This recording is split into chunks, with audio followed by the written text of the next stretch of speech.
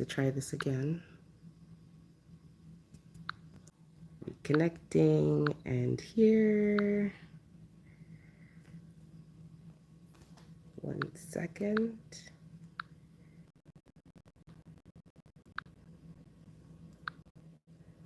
There.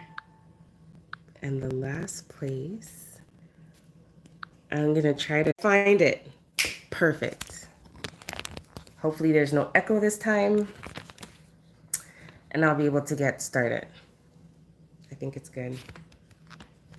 I think it's good, y'all. All right. This live has been the most challenging to get started of any live that I've done ever. I think I can safely say ever. And I apologize for all the shifting. This is live, obviously, so I can't help that I may have moved and changed position, and I don't really like how it is, especially since this live, like I said, has been an extreme challenge. So I'm going to take a second. And re-center myself, because I actually tried to do this live 4 weeks ago, 4 moon days ago. And I guess it wasn't the time for that. I'm going to go ahead and put myself on airplane mode. It's actually not going to make a difference because if I have the Wi-Fi on, people are going to message me anyway. So I hope the messaging is not intrusive. This is something I'll work on for another moon day. If you're just joining me for the first time, this is going to be a live discussion on the 12 laws of karma. And I like to have my discussions in a very kind of open way where you can ask questions and chime in on your experiences. I don't plan to talk at you, even though I don't have people on the screen with me. What I do plan to do is to share from my experiences and explain things as I understand them or as they seem to me. I may be onto something for you. You might find that I'm onto something, but I'm not necessarily hitting it. And if that's the case, I'm really open to feedback. You're more than welcome to leave any suggestions that you have at the end in the comments. I have had some real struggles, as I mentioned, getting this live and the previous live started. So if you're on here and you're able to share the link, I would be so humbled and appreciative if you could do that to assist me, because every time I try to share, there's a problem. I feel like YouTube wants me to get an assistant to do this part. And so I may just have to be humble in the future and ask somebody to assist me so that I don't have as many struggles getting started. So I'm going to hop into the discussion. I want to welcome you to this page. Welcome to Divine Utterance. I want to thank you. Thank you if you're here on the live, if you jump on the live at any time, whether it's the beginning, the middle, or the end, or if you're watching the replay, especially, I thank you, because you really could be watching anything, and you're here to have this discussion with me. So I give thanks. My name is Lisa. I'm a certified Reiki master and practitioner. And basically what that means is that I work with energy to try to balance and help folks heal themselves. And I do so for myself as well. I try to help myself balance and heal myself as well. So I enjoy sharing the gift of Reiki with people, and the gift of knowledge, information sharing, and the gift of exchange, right? The gift of growth, the gift of a safe space for us to have these types of conversations. There's a Facebook group that this is in presentation with, and I hope I posted the updated link in that group. The Facebook group is called Lighthouse. And in Lighthouse, it's not a very heavy spiritual group. The content in there is meant to help anyone with things that you might be thinking or experiencing, because a lot of us are having similar experiences due to some of the stuff that's happening globally and in the universe energetically. And so it's a space for us to kind of share and unpack those things. It's also a place where you can ask questions and have them answered. So if you're interested in connecting with like-minded individuals who are spiritual or have some spiritual practice and are really trying to be the best version of themselves possible, you're more than welcome to either connect with me or send a request to join that group. We'd love to have you. In terms of divine utterance, this page, the purpose for it is for us to have these types of conversations where we can grow and talk about things that maybe we have questions about, maybe we haven't had a chance to flesh out in full. So we've talked about karma and what karma is. We've talked about how karma works, how you accumulate karma, how you rid yourself of karma, and how you came into this specific meat suit in this timeline, what karma it is that you came here to either overcome or to share, right? Because karma is not all bad. Excuse me. I will make use of the water. The first of the 12 laws, and I should say, I am going to be referring to my notes throughout this conversation because I don't memorize everything. And sometimes I go off and I talk about things that interest me or things that come up in my thoughts. And just to keep myself on track and to make sure that I'm hitting all the points that I would like to hit, the way that you would prepare for a job or interview or anything. I do like to be able to refer back to my notes if I need them. So if you don't mind, there may be times when I'm looking down. I'm just trying to make sure that I'm not forgetting anything. So essentially, we can talk about the 12 laws of karma in terms of them being a guideline. Okay? So it's a guideline for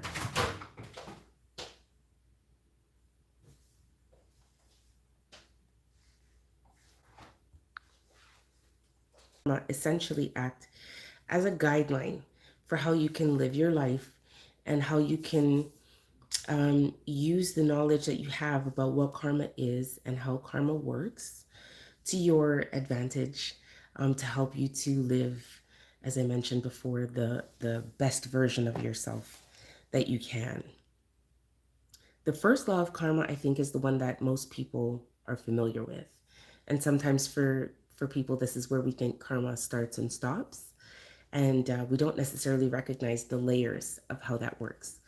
So the first law is called the Great Law. The Great Law is also known as the law of cause and effect. Essentially, what you do comes back to you. This is a lot of what we talked about in our initial session on karma. So I won't spend too much time going into it, other than the fact that you understand that the vibration that you send is the vibration that the universe is going to respond to. That's the vibration the universe is going to recognize. Whether it's a thought that you have, whether it's something that you write down or something that you speak out loud, if it comes to your meditation, any way that you express that, through thinking about it, through feeling it, through writing it, through expressing it verbally, that is the vibration that you're sending, and that is what the universe will respond to. You can think something like, I'm going to do really well on this exam. And you go in there thinking you're going to do really well. And while you do the exam, you're focused and you had put in the work in order for you to get back the positive results. And so what you put out there, that's your cause and effect. What you put out there, what you put into something, that's what you get back.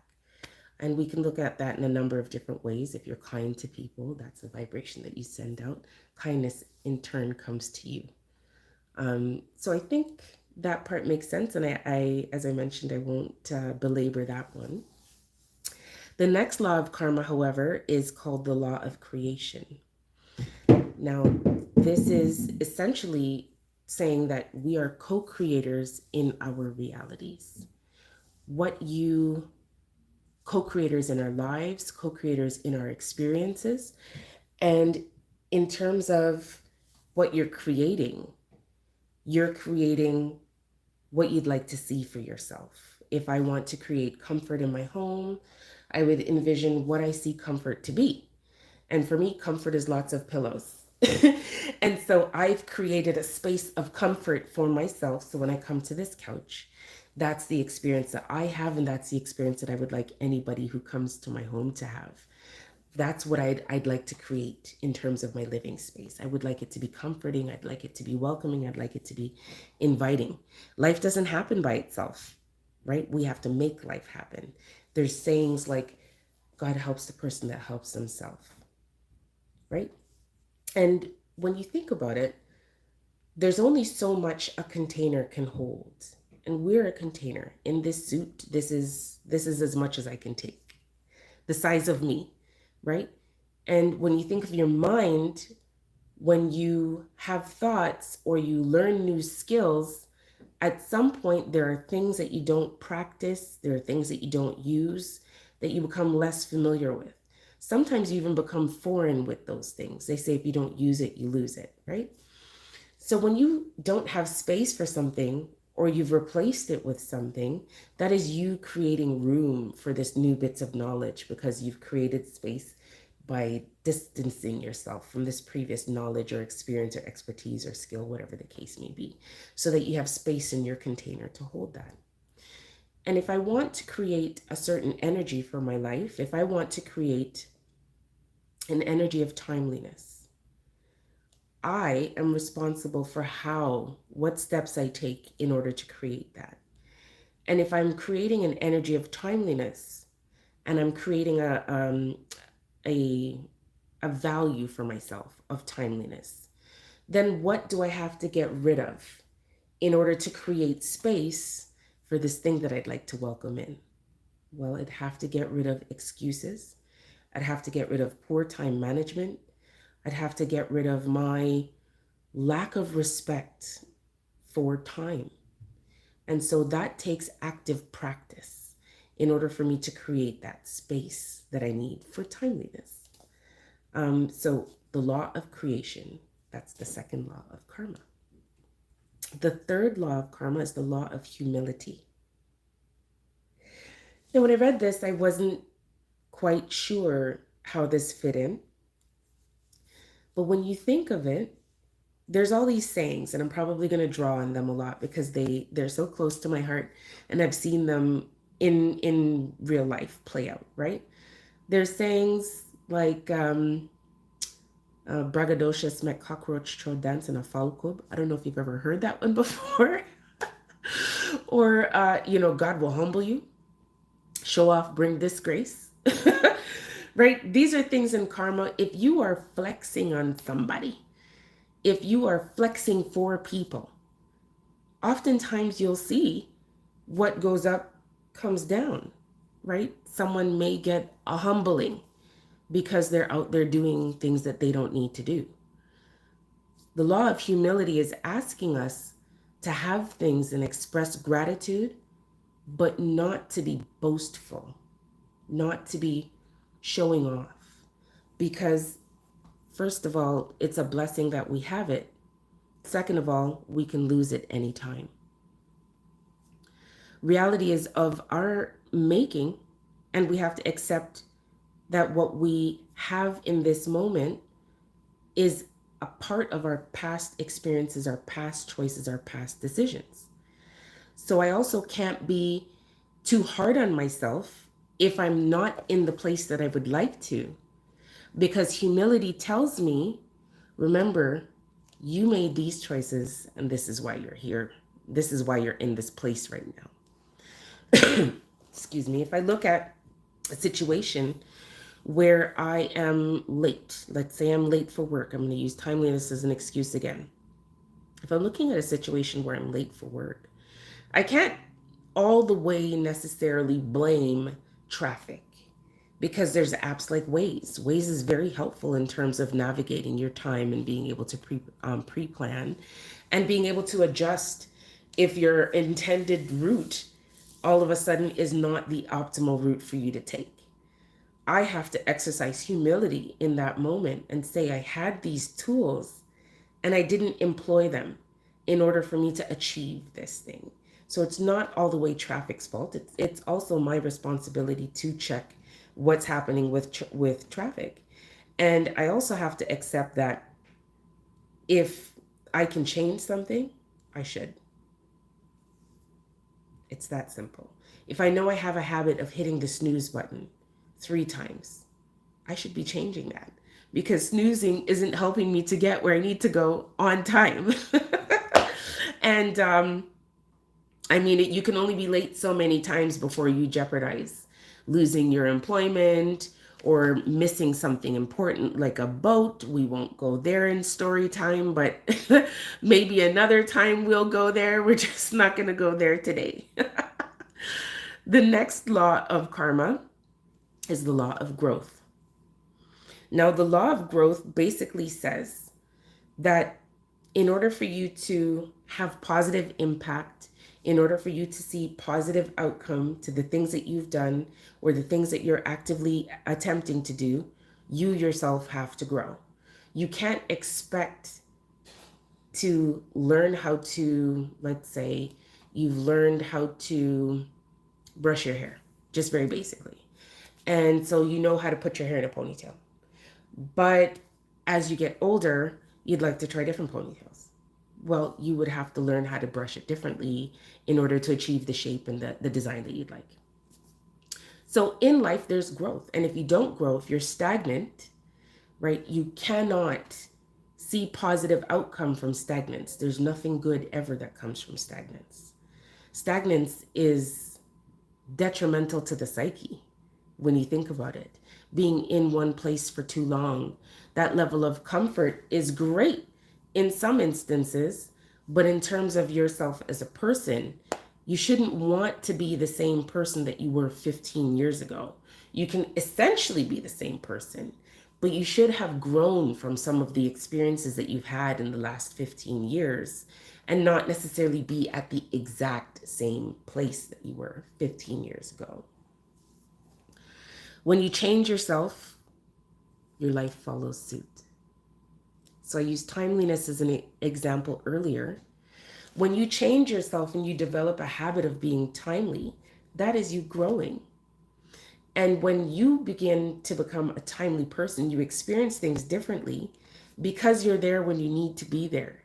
And you're not having to apologize to people or make it up to people or miss things because the boat's left and you're still on the dock. Sorry, just looking at my notes. I have notes everywhere.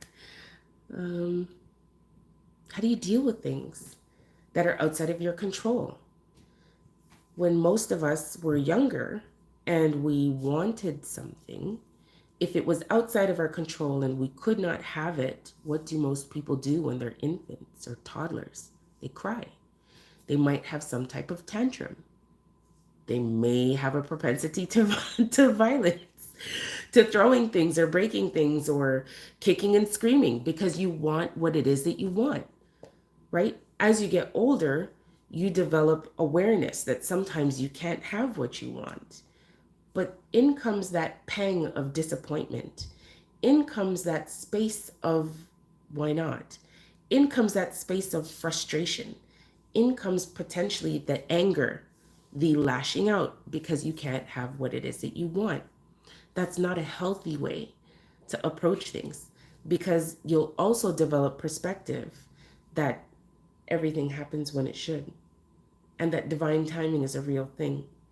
So if you're getting upset about not having this thing or these things that you would like, you're probably missing the lesson. When you get to a place where you can accept this is beyond my control, traffic sometimes is beyond your control, obviously. Traffic is beyond your control. If you've used Waze, you've employed your time management skills, you did everything you could, but no matter where you go, there's still traffic. How are you going to deal with that traffic? All right, we've taken the responsibility. We've taken the creation of the attitude and energy for timeliness. You've taken the humility in terms of accepting responsibility for your role in being late. But how are you going to deal with it? Are you going to honk? Are you going to curse and scream at all the other drivers on the road? Or are you going to accept that today it's going to take a little bit longer to get where you need to go? And perhaps there's nothing that you can do to change that. What will you do next? Will you tell people, I can't be there, I'm sorry, I'm stuck in traffic, I've done everything, I'll get there when I can? Because the most important thing for you to do is to arrive there safely. One thing that my daughter learned in driving school is that it's important for drivers to remain calm at all times. And it's true, because if you think of it, when you're angry, who's in control? Are you completely in control over yourself, over your emotions, over what happens next? Are you completely able to focus on the minutia of details that drivers have to focus on? Greetings, thank you, I'm glad you made it. Are you able to focus on the things that drivers have to focus on in order for you to drive safely, in order for you to have a safe experience, in order for you to get from point A to point B, and also back from point B to point A, right? How you conduct yourselves when things are happening that are outside of your control is a demonstration of growth.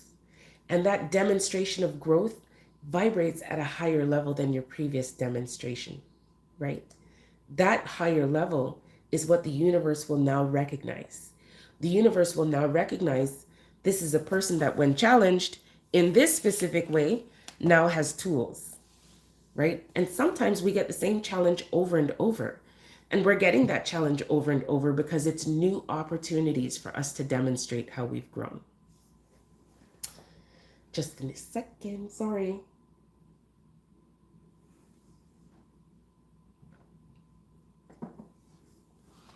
I'll give you an example from my personal life. I have wanted to shift. I've wanted to shift in my career. I've wanted to shift in my personal, goings on. I've wanted to shift in my personal business, my entrepreneurship. And so I had to spend some time sitting with myself and determining what that shift looked like. What I had to do while I was determining what that shift looked like is honestly do some introspection and some reflection on what have I done in the past that isn't working. What am I doing now? What do I still do that doesn't work? What is keeping me stagnant? Sometimes we don't like the answers that we get to our own questions. And so we'll try to say, well, maybe that's not it. Right? So you'll try to do something else. You'll do the work, but maybe the work is just touching the surface of what it is that's keeping you stagnant. Maybe that's not the entire work, but you've done the piece that you're ready to do. Right? So with me and timeliness, I'll keep using this as an example. With me and timeliness, in order for me to grow, I had to accept that I was not accounting for variables. I'm a mother. I have a phone that's quite active. Anything could come up that could easily distract me because that's my nature. When I'm giving something my attention, it has my attention. I can multitask. Greetings, I'm glad you made it. I can multitask. Of course I can. We all can multitask. But can you give your complete effort and energy to something when you're being divided? No. So what happens is I know that I need to be somewhere for 3 o'clock and it's 12 o'clock. So I have a whole bunch of time. And so I'm playing games with my little people. I'm responding to posts that I find engaging. And all of a sudden it's 1 o'clock. I've got lots and lots of time. I still have to do my hair. I still have to decide if I'm going to put makeup on. I'm not sure if my outfit fits the way that I want it to, but I've got lots of time. And so I'll make something to eat and someone might call and I'll have a conversation with them while I make something to eat. And then all of a sudden it's 2 o'clock and I don't have lots of time.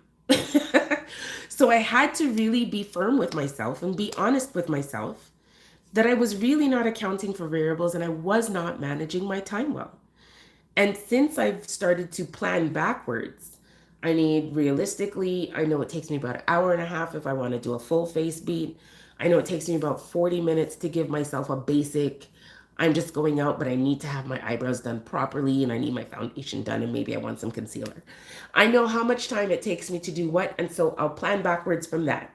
And I'll have a look at Waze or one of these map apps and see how much time I need for travel. And I'll remember maybe I didn't buy gas, so I have to give myself another 10, 15 minutes to stop at the gas station because maybe there's a lineup. And so I'll plan backwards, and starting to plan backwards in that way, I'm more restrictive with myself. And I'll set alerts on my phone so that I have a better hold of what time it is so that I can't lose focus the way that I normally would. And I am much better to myself and my desire to be timely as a result of it. And because of that, I have had so many more opportunities come up in terms of personal experiences, exchanges with people because I can meet them on the time that they need me to, but also in my professional life. I've had opportunities come up because I am demonstrating better timeliness. So the growth that you have, it sends a vibration to the universe that, hey, she can do this and that now. So let's give her this and this. So that's the law of growth. The law of responsibility. Excuse me, sorry. I don't know if it's the incense or if it's just dry down here. But I'm not going to get rid of the incense because it's helping me to recenter from the chaos that was the beginning of the law of responsibility. Look to understand. Oh, looking within to understand. I think we touched on this earlier because in order to be accountable, you have to be responsible. And in order to do some of these other pieces, in order to create space, in order to be humble, in order to grow, you have to demonstrate responsibility. What we're taking responsibility over is our lives. We're also taking responsibility over what we're putting out there because, it's you. You can't blame anyone for what you put out there. Someone might influence you to feel a certain way, but ultimately, it's you who's either feeling it or acting on it. And we have to decide what we're going to give energy, who we're going to give energy to, and what we're going to give power. The sixth law is the law of connection. Now we know that everything in this world is connected when we talk about past, present, and future. That's something that we talked about in our previous conversation on karma. I don't recall if we talked about this level of connection, so I'll touch on it just quickly. When I say everything is connected, everything is made of carbon. Everything on this earth has a carbon molecule as one of its components. Carbon is what creates it. Carbon is a foundation of life. And carbon is what connects us, whether something is inanimate or animate, whether it's human or another type of mammal, or if it's electronic. We're all connected. I don't know if you've ever heard this, but they say that if you have somebody in your car and they bleed, they've cut themselves, however, blood is expelled from them in your vehicle, that signature stays in your car and it can cause you to have mechanical issues, freak accidents. Same thing if you have coitus, adult relations in your car. You are putting your vehicle at risk for these freak experiences because of the energy signature. And so maybe that's a little abstract. I'll get to something like your phone. Have you ever held your phone and the minute you picked your phone up, it rang? Right? We have connection that we don't understand because we're only using a small portion of our brain's capacity. When we see things, we're not even seeing in all the colors that are there in the universe. We're seeing in the colors that our brains can understand and we can name and articulate. Right? So I'm as connected to this pillow and this phone as I am to each one of you. We don't have to be blood related. We all come from source. Everything comes from source. And because man made phone and the couch and clothing, we're still connected in that way. Carbon, but we've also created something, and everything has an energy signature. What's connected in terms of your karma is that, as I mentioned in our previous discussion, when you come into this world, you come in with a specific karma. When you come into this timeline, you come in with a specific karma. And some people will associate that also with your life path number or your destiny number. However you want to look at that, that's a clue as to what your karma is. Some person's life path, I was looking at a life path earlier, was the number 8. And the number 8 is associated with leadership and entrepreneurship and change and great ambition, where I'm a 9, and 9 is also associated with leadership, but 9 is the completion. It's the end of a cycle. 9 is the humanitarian. 9 is the culmination of all numbers come together and expressed in finality. I think that's the word I'm looking for. But I'm a 9. And so I can look at what my karma is, what I came here, that's my past. My present is what I'm doing with it. My present is how I'm using that knowledge. My present is how I'm growing. My present is how humble am I. My present is what life am I cultivating? What am I creating? One thing that I love to do is have these types of conversations where we can raise the knowledge of the collective, where we can teach each other and share with each other. And so that is how I want to express my connection in present, right? And what am I doing in future? Our future is connected. This live at some point is going to be connected to something I do in the future, something I haven't even put thought to because I'm not there yet. I think I may have to chew a gum, and I don't like to have things in my mouth while I do a live, but my throat is exceptionally dry today, so I apologize.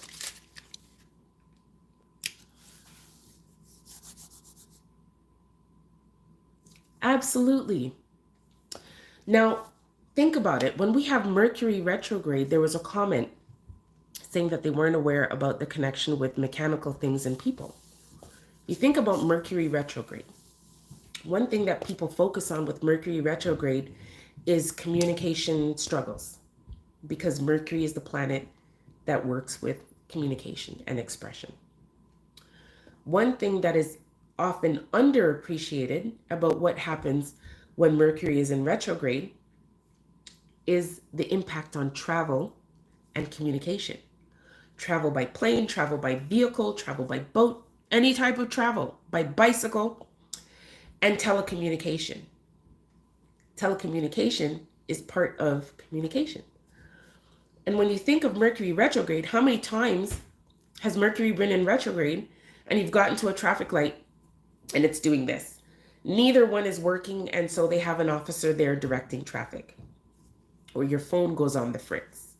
What happened last Friday to Rogers folk, that ain't got nothing to do with Mercury, and everything to do with things that we'll probably have to discuss on another live, because I still have to discover what my rules are on YouTube. But that had nothing to do with Mercury. I don't think it was random either.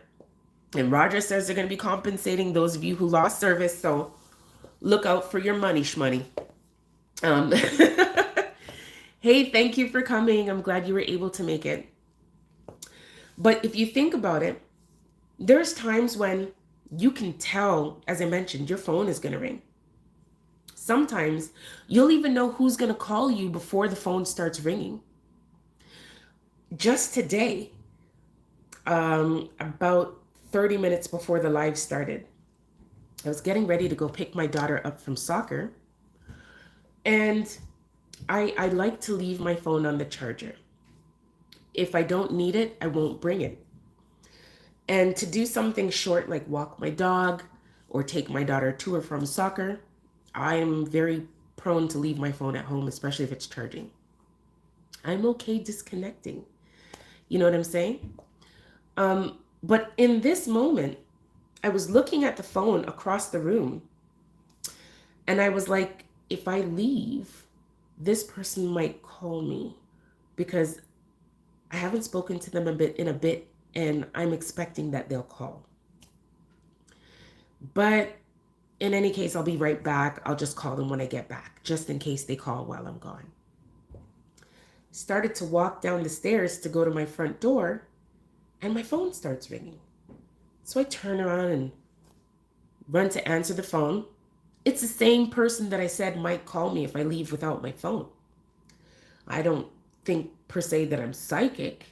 It could be intuition, but more basically what I would say that is the level of connection that I either have with the person or that I have in terms of the electronic device is about to ring and it's probably going to be this person. I can't explain how I knew it. I can't explain that the thought happened and less than 30 seconds later, it was them calling on the phone. The timing was just impeccable. I would have left my phone had I not gotten that phone call. When I got to my daughter's soccer, it was perfect timing, and I didn't end up needing my phone the rest of the trip. But it's that, I'm sure that's happened to you, where you're thinking about somebody, or they cross your mind, and all of a sudden they're in your inbox, or you happen to see them at Freshco, or any other random situation. It's not just telecommunications. It's any way that you can have contact with people. If you think about them, if someone comes across your mind, that either could be you putting energy out there that you'd like to connect with them and the universe responding to that, or it could be the universe forewarning you you're about to encounter XYZ. The law of connection. I enjoy it. The next one is the law of focus. You can't think about two different things at once. You can think a lot of things. You can have lots and lots of thoughts in 60 seconds. But you cannot think two different things at once. It's always going to be in succession. And so when you think about it that way, what you give your focus to, what you give your attention to, that's where energy goes. There's a meme that's been circulating a lot. And I don't know if it's just my Instagram Explore page. Maybe it's something that I liked. I don't know. But I keep seeing this meme that people can't affect you unless you give it attention, or what they're saying attention. And that's true. That's true. If you're constantly thinking bad things, guess what's going to happen? Bad things are going to happen. And if you're focusing on things like love energy, if you're focusing on things like self-growth and self-improvement, if you're focusing on things like humility, if you're focusing on things like creating the life that you want to live, and if you're focusing on things like your own personal growth or how you can grow your business, you don't have the energy or the capacity to focus on negative things in order for you to attract an abundance of negative things. Sometimes when we're stuck in negative cycles, we really have to be honest about what the focus is in our minds. You can cause something to happen because you focused on it so much. This is why I enjoy vision boards. Vision boards give you something to focus on. Whether you are actively focusing on it or it's a subconscious focus because you see your board the first thing before you wake up in the morning, it's the last thing you see before you rest yourself for bed. And yes, I'm using the word morning. I had a long discussion last night with some incredible people about using the word rising or morning, and I'd really not like people to feel overwhelmed when they come to this page with new age or woke speak. So I will flux between morning and rising. I'm really trying to keep space for everybody who may come across this video. So I'm just going to put that out there in case there's a discussion about why I'm using morning. I flex between the two, and I don't want people to feel like you have to speak a certain way in order to engage me. That's not so. Focus. Focus. So the law of focus talks about what you're putting your attention on. And if I'm putting my attention on holding my plank for 90 seconds, if I lose focus, there's a chance I may let my plank slip. I'm probably not going to fall completely out of my plank, but my form won't be consistent for the 90 seconds. And I won't have the same benefit if I was able to maintain my focus and keep my form consistent for the 90 seconds that I'm attempting to hold this plank. And don't you laugh at me if 90 seconds is nothing for you to hold a plank. 90 seconds is a big achievement for me to hold a plank, especially when the trainer, shout out to Super K Fitness, especially when the trainer is busting your tail for 50 to 60 minutes. Anyway, that was a small digression. If I lose my focus, I'm likely to lose my form and I'm likely to lose some of the benefit of what I'm trying to achieve. If I lose my focus while I'm driving, sometimes you get where you're going. I'm not going to lie. I'm sure many of you who are watching or will watch this in the future have gotten home or gotten to work or somewhere that you're familiar with traveling, and you don't remember part of your trip because your mind was somewhere else and your body was on autopilot. And even though you drove safely and you got where you needed to be safely, there's a gap in what happened on that drive, right? That happens a lot with people who drive. But some part of you is still focused. You may not be completely focused, but you're not having the best experience. Maybe there was a billboard with information that you should have seen, but you missed it because your mind was elsewhere. And people might think, well, I got there, so it's not a big deal, but your focus wasn't there. Your attention wasn't complete. It scares me too, because it's like, did I miss something? I have no idea if I tailgated somebody. I don't know if I cut somebody off. I don't know. Maybe I saw somebody or somebody saw me on the road, but I didn't see them because my mind was just not there. Right? So just because you make it from point A to point B doesn't mean that that level of lack of focus is okay, right? What we're wanting to do is give our full attention to one thing. And I'd like to jump to another law, but I can't because it'll throw me off. But let's come back to focus in a second. Oh, I locked my screen. I locked myself out. Pardon me. And I just want to refer to my notes just so that I don't lose track of what I was saying. The law of giving and hospitality. Our behavior has to match what it is our thoughts are. And that's a challenge every day. Every day. Because I wake up with gratitude. I wake up with positivity. I wake up with love. What I don't wake up with is a filter. And so very quickly in my morning, I can lose that energy of love and positivity and gratitude. Someone cuts me off and all of a sudden I am angry. You know what I'm saying? Someone steps in front of me in the line in Tim Hortons and I'm Bex because I really, really, really want that tea and I have somewhere to go. And so I'm ready to cuss. And I have to actively remind myself that this is the energy that I want. This is the energy that I need to embody. I can't let myself get carried away in this moment. I can't, because it's going to salt up my whole damn day. And that's going to send a vibration that I don't want. Right? Like, being mindful of the vibration that you are giving the universe is work. I'm not trying to say I'm a saint. I'm not ascended by any means. If you've driven in my car, I drop F-bombs like a sailor. I'm still a work in progress. I'm working on me. We're only here to talk. I'm not here to teach. Right? But I have to be cognizant of what it is that I'm putting out there because I want to be a giving and kind and humble person who is hospitable and welcoming for people to receive if they need it. But It's easy to get distracted from that, right? When you think about giving and hospitality, somebody approached me on the weekend. I was doing road clearing for my part-time job that I quit 3 weeks ago, and they called me back to work and I went to work. They sweetened my paycheck, so it is what it is. But yes, anyway, that job, we shall not talk about it because I quit.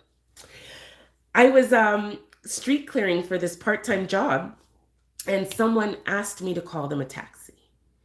And I took one look at this gentleman's face, and I knew he was in the bag. You know the saying, half in the bag? He was in it. He was in the bag. Like he felt good. Face was all flushed and red. He couldn't stand up. Head kept swinging back. And because I've been there, I said, sir, you probably don't want to throw your head back. That's okay. I just need a taxi. I'm like, all right. It's not my job to call this person a taxi. That's not what I'm there for. As a matter of fact, my cell phone was on 8% battery. And if you know me, that's a struggle because I'm there for a 12-hour shift and I've got 8% battery and I'm only 2 hours into my shift. But anyway, we made this work. I called him a taxi and I asked him his name and what general area he was going to, and he told me. And when the taxi came, I opened the door for him and I introduced him to the taxi driver. And I asked the taxi driver, please just take the most direct route. Don't do this stuff. Right? Because some people will be opportunists with someone that they know is in the bag like that. When the gentleman got in the taxi, he remembered my name. And I didn't tell him my name. He heard me say it to the person on the phone when I was calling the taxi. And so he said, Lisa, I'd like to give you something. I said, I can't take anything from you. He's like, no, I have to give you something. I was like, no, you don't. You really don't. I do. Here. And he gave me $20. I was hospitable to him, and he was giving and hospitable to me in return. I didn't expect financial compensation. I didn't want financial compensation, but it was very kind of him. And he wanted to repay my kindness with financial recompense, right? I saw the stack of money that this gentleman pulled out. He was okay. He wasn't going to miss that $20. So I don't feel like I took advantage of anyone who's drunk. I feel like I allowed someone to do something kind for me. And I think sometimes one thing people struggle with is allowing people to do kind things for you. Hello, somebody. This is new for me. For a long time, I felt like if somebody did something kind for me, I had to do something back for them. Sometimes it's okay to let people be kind to you and for you to accept kindness, generosity. Generosity put out is generosity that you'll receive. You got to be okay when the universe is responding to your giving nature and your giving energy, because I'm always giving people. I keep lots of change in my car. Sometimes I'll give people all the change that's there. Sometimes I'll buy someone a meal if we're at a restaurant. One thing you won't catch me doing is broadcasting on social media with a photo of me going, here's $5 or here's a meal. Let me feed this person. I'm not going to do that.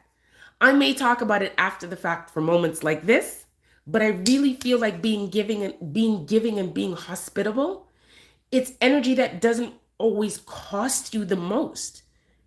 And it's something that if you do something kind for someone, you have no idea how you can be making that person's day, what difference you can be making in this person's life because you showed them kindness.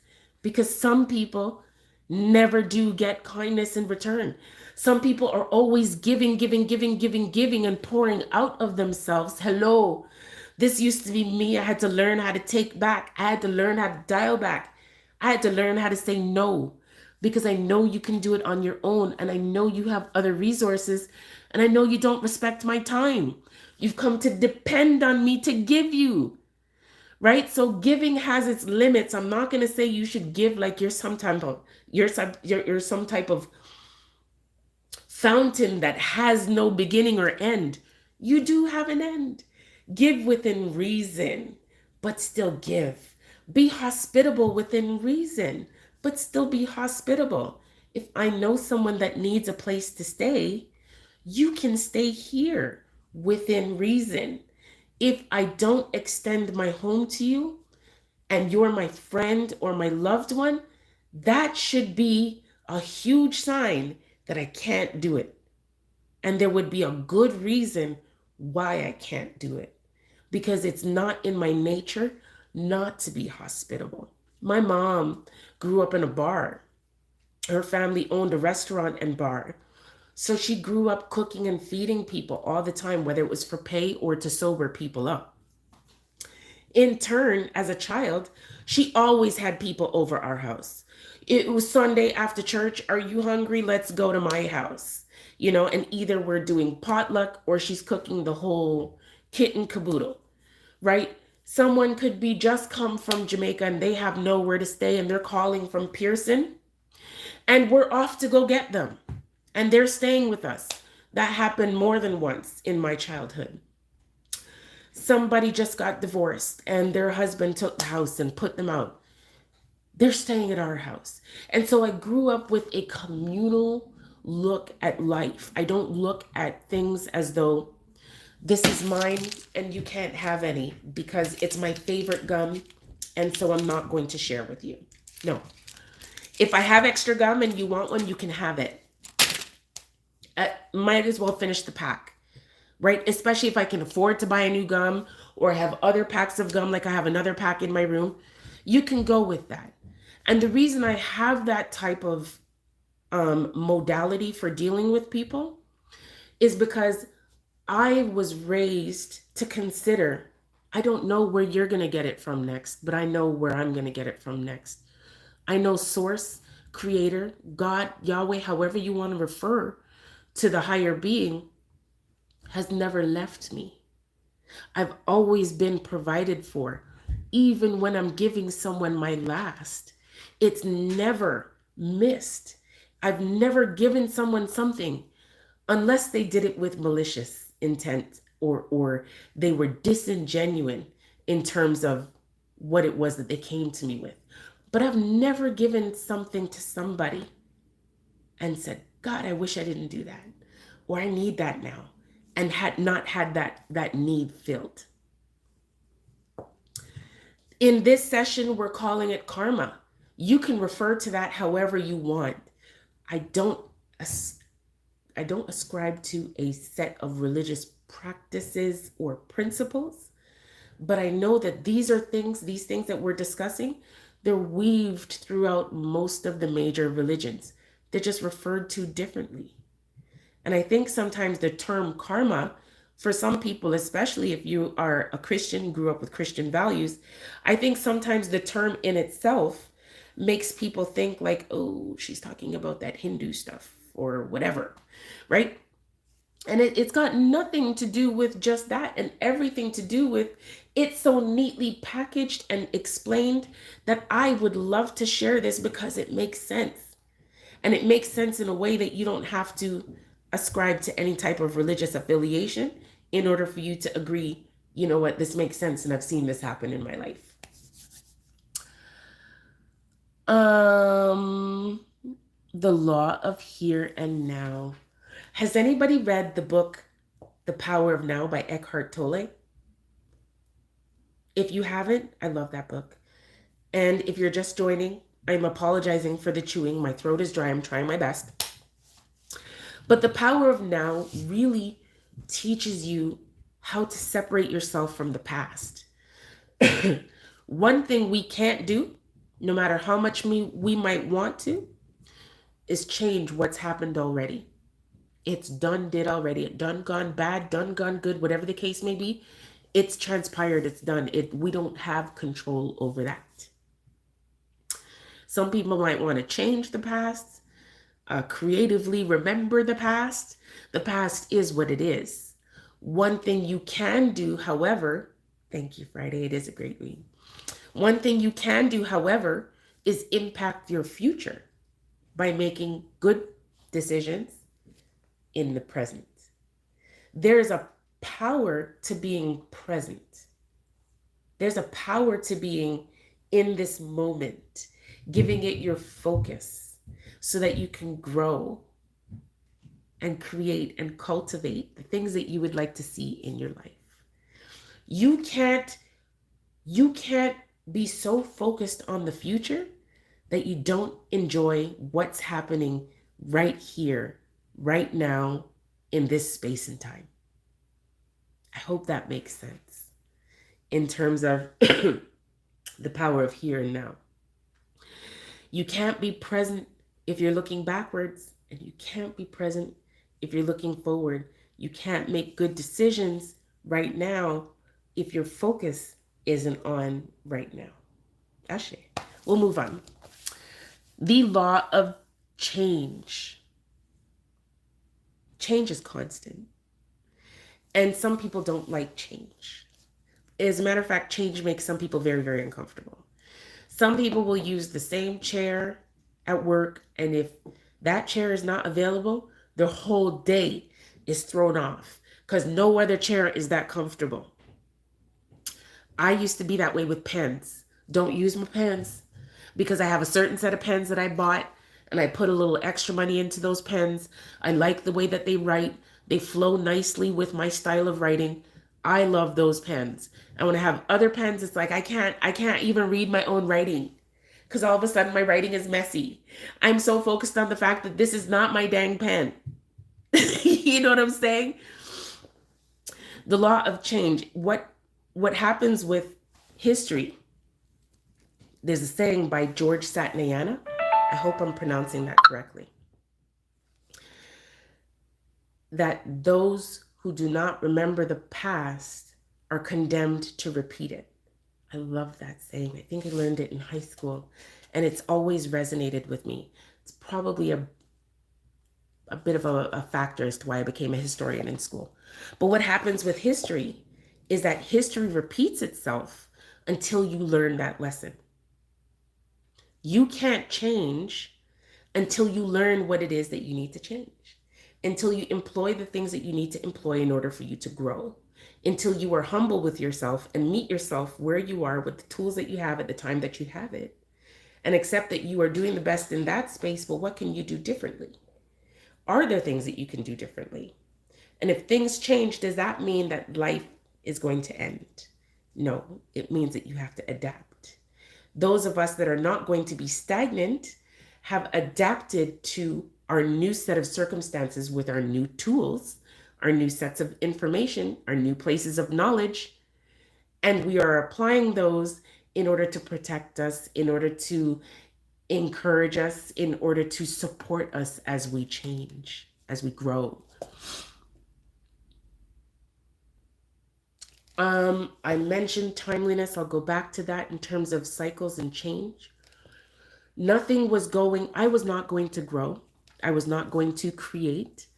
I would not be demonstrating responsibility or humility. I would not be respecting the interconnectedness of all people and things. And I would not be demonstrating focus if I wasn't willing to accept the things that I needed to change. Oh, what's that saying that people have in their bathroom? Maybe they did in the 80s and the 90s. They don't do it so much anymore.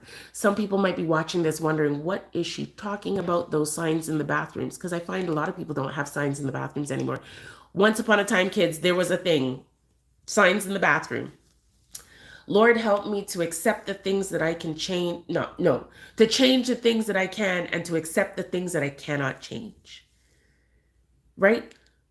Change is constant. Evolution is necessary for growth. And if you can't change something, what you can change is your involvement, your attention, your presence, your energy, right? If it's that intrusive or toxic or bothersome and you can't change the thing, what you can change is you being there. So that's the other thing I wanted to add on change. The law of patience and reward. All right, now, it is the Serenity Prayer. Thank you. I couldn't remember what that was called. I appreciate you. The law of patience and reward. The most valuable rewards require patience. The most valuable rewards require patience.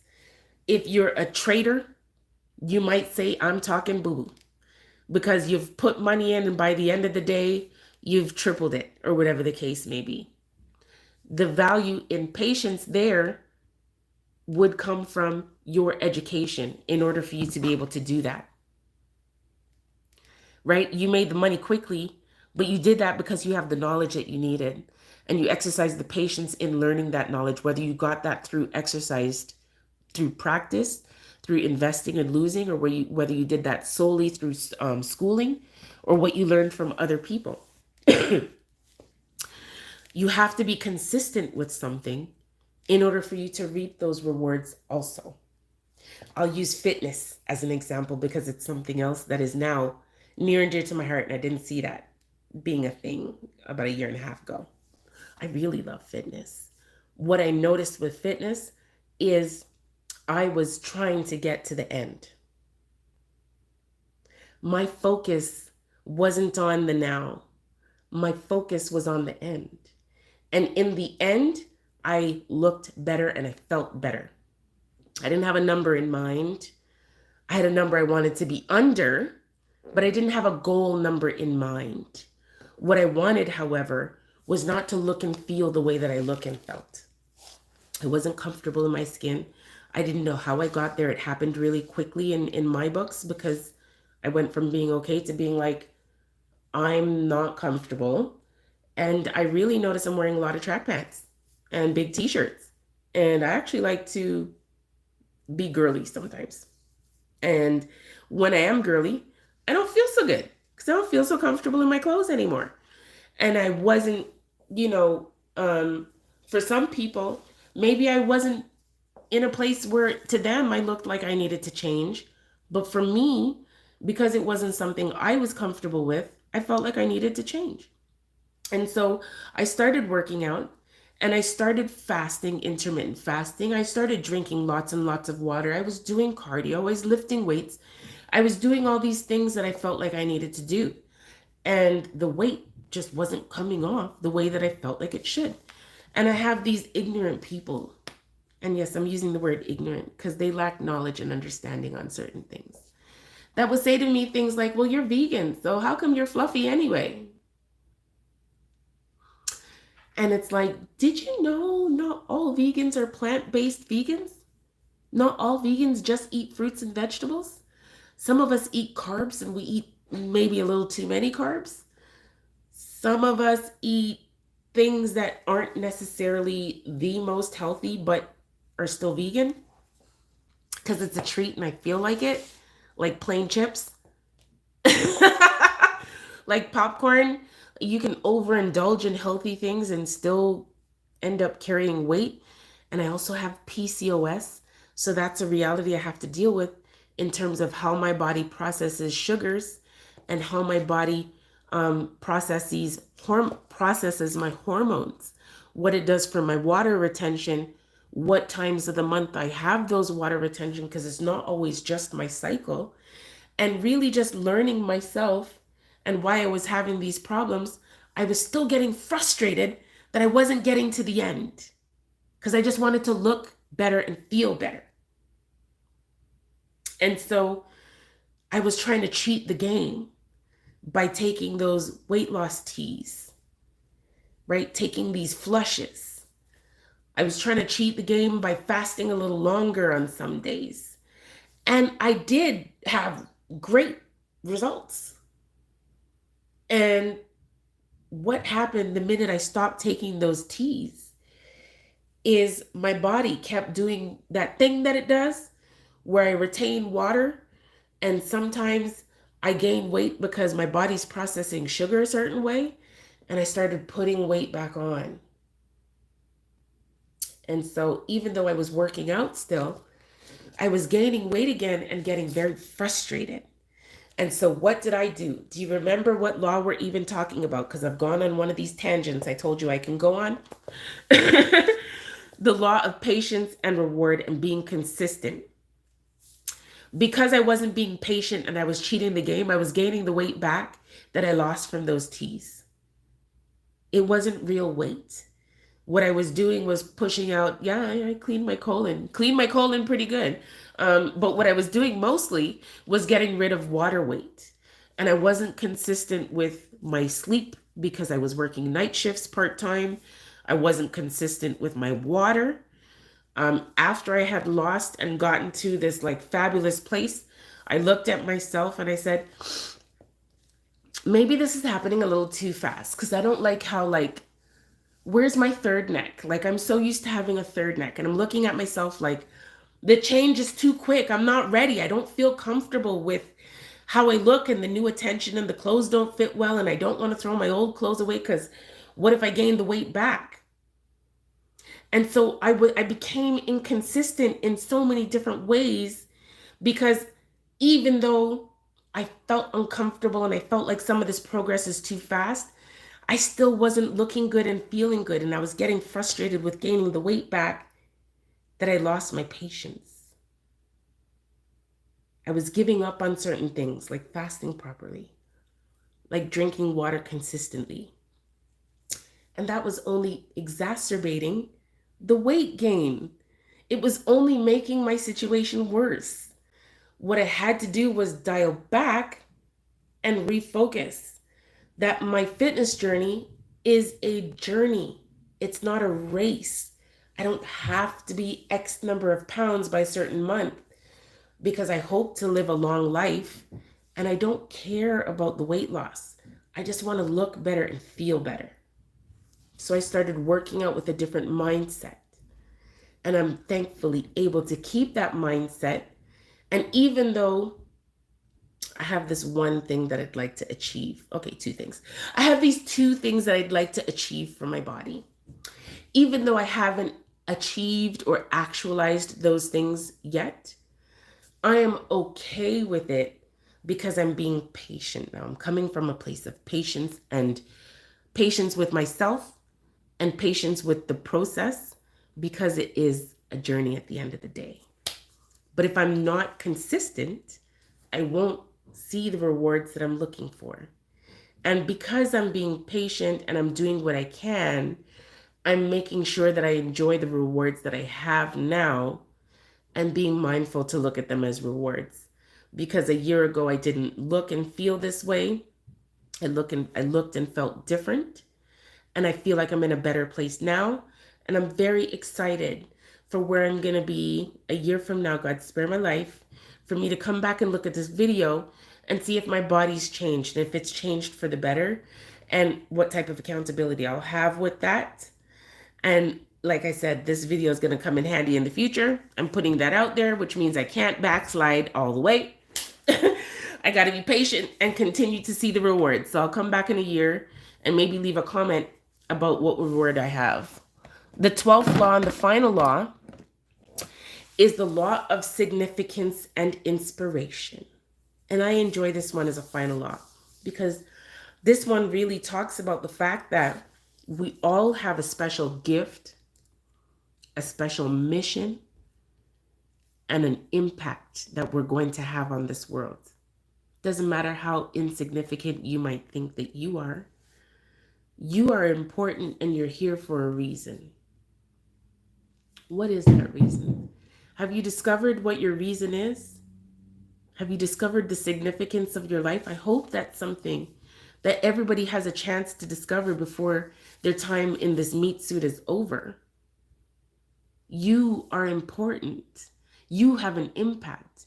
Every time you are humble, every time you are giving and hospitable, every time you are responsible, every time you are creative, you are having an impact on this world. You are sending a ripple. You are having experiences that are adding to your footprint.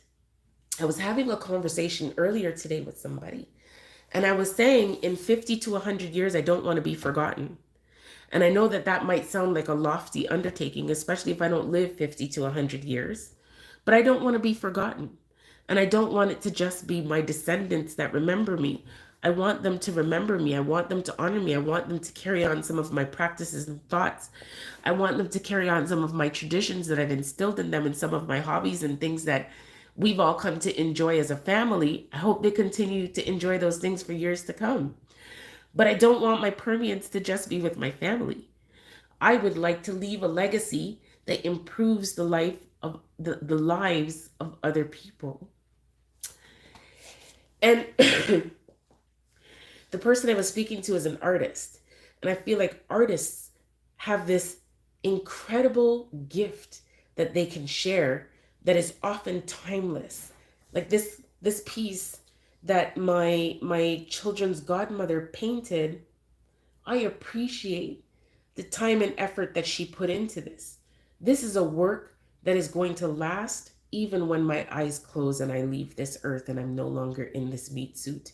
This painting will still be here. Right? So artists are very lucky that way, because if they sculpt, anyhow, an artist creates through music, through poetry, what you say and what you do, what you create, what you give life to, that can last and last and last. And so I had to think, how do I see my impact? Right? I shared with you at the beginning, and I think a couple times through, that I really like to have these conversations. This is one way that I hope to not be forgotten. I hope to not be forgotten because something that we've talked about sparks something for you. I hope something resonates for you. I hope that you can share with me in return your growth as it happens. I hope that you have evolutions of yourself that I get to witness. And I won't be forgotten because I was there with you. And I was there with you to celebrate with you, or I was there to help you, or you were there to help me. Whatever my legacy is going to be, I want it to be something that is significant and impactful. Because everything that we do, especially if you're being kind, if you're being humble, if you're being connected with your fellow man and helping your fellow man, everything you do has a ripple. It has a signature. Right? And so it is important. You may not be an artist where you're leaving a beautiful work like this for hundreds of years for people to enjoy. But the things that you've taught someone, if that's passed down, not just in your family, but it's shared with other people, you're leaving your mark in that way also. I planted a tree when I was in grade 7, and that tree is still there to this day. Right? So that is one way that I'm leaving my legacy. I can only hope that they don't cut my tree down at some point in the future. But the tree that I planted, grade 7 was 1992. I'm giving you my exact age. The tree that I planted in 1992 is still there, math, 30 years later. I'm very grateful for that experience. This year, this summer, I plan to go back and visit that tree. I can no longer see the name that I carved in the tree because it's all the way at the top. But I know which tree was mine. It's the third from the end. And I'm going to go back to Pierre Laporte and visit my tree because I want my children to know that I planted that tree. And whoever uses that tree for shade in future, they won't know me, but my essence is with that tree and it'll forever be with that tree. So those are the types of things that, I don't know, maybe that sounds corny to people, but those are the types of things that I want to do. Those are the types of things that I want to do to help leave my legacy. My legacy should be in teaching, in sharing, and in what I do for this earth that will be there even when my eyes close. So that was all I wanted to share with you all on the 12 laws of karma. I hope those of you that are here found something interesting. I hope that you've taken something away. If you have any feedback you'd like to share with me, if you'd like to be an assistant on a future episode, get at me. I am on Instagram under this same handle, Divine Utterance. That is where you can find the clothing line with affirmations on it. Yes, it's meant to be backwards because you're supposed to read it in the mirror every time you go to the mirror. That's where you can find hair oil to help your hair grow. I will take this off now that we are done this dialogue because I do try to protect myself. When we're talking about spirituality, I feel like you just open yourself to certain energy. So I've been growing my locks for 2 years. Thank you. I've been growing my locks for 2 years. And this is the growth that I've had in 2 years' time. And I really accredit that a lot to my hair serum. And I can tell you where my locks started because you can still see it. There's a knot right here. This is how long my lock was when I started it in 2020. Some people like to say, oh, your hair was long to begin with. Sis, that is double the length. That's triple the length. And I'm not cheating. That is at least triple the length of my lock. And look, there's room for me to come down just a bit. Right? So the hair serum works. Get at me. I also make sea moss. You can have regular sea moss gel, or you can have it infused with mango and pineapple. That's a fan favorite. I have 2 to deliver tonight. Thank you. You know who you are for your support. Thank you. And I also do, as I mentioned, Reiki. I'm a Reiki master. So if you would like to work with me on Reiki healing, on balancing, I am taking people on a very small basis because I'm also empathic and I need time to, recalibrate.